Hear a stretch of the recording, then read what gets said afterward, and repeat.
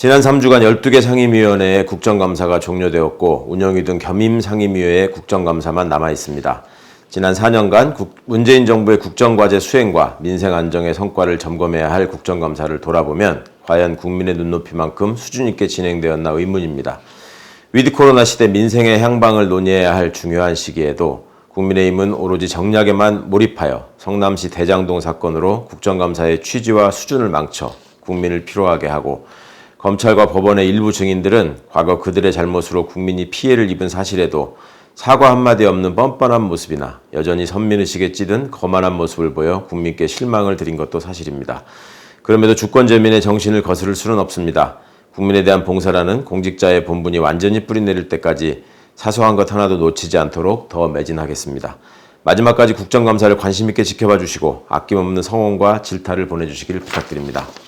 고발사주의 증거인 김웅 의원과 조성은 씨의 통화 녹취 파일이 공개되어 윤석열 검찰의 조직적 선거 개입이 드러났습니다.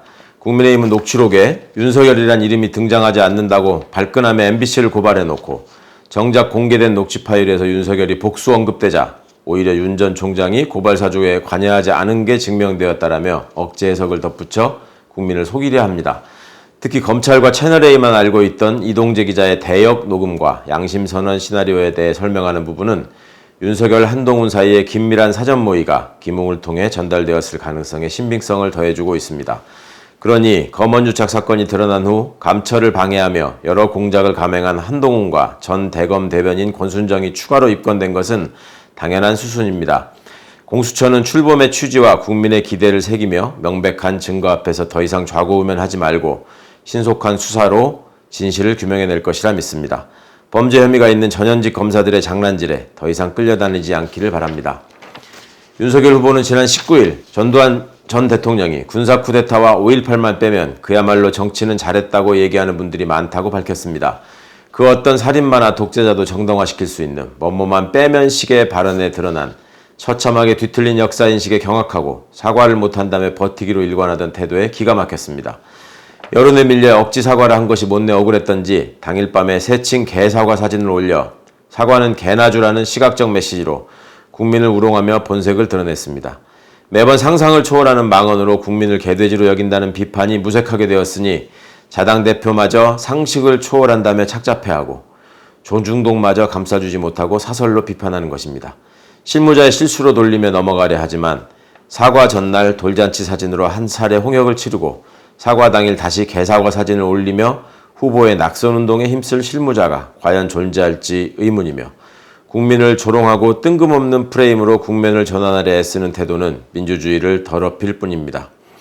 최소한의 양심이 남았다면 이제 깨끗이 사퇴할 때입니다. 물론 그럴 용기가 있을지 의문입니다만.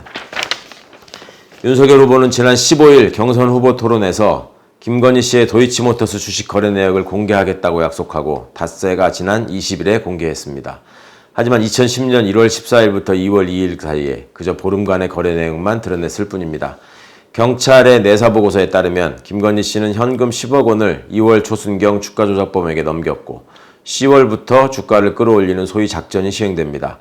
그러니 아무 의미 없는 2월 초까지의 거래 내역만 선택적으로 공개하는 꼼수를 부린 것이라는 비판을 면할 수 없는 것입니다. 게다가 어이없는 박사학위 논문을 감싸느라 급급한 국민대는 도이치모터스 주식을 불법적으로 보유한 것으로 드러나 의혹을 증폭시키고 있습니다. 주식 매입의 의사결정 과정에서 보이지 않는 손이 개입했는지 표절 논문과는 무슨 관련이 있는지까지도 명명백백히 밝혀져야 할 것입니다.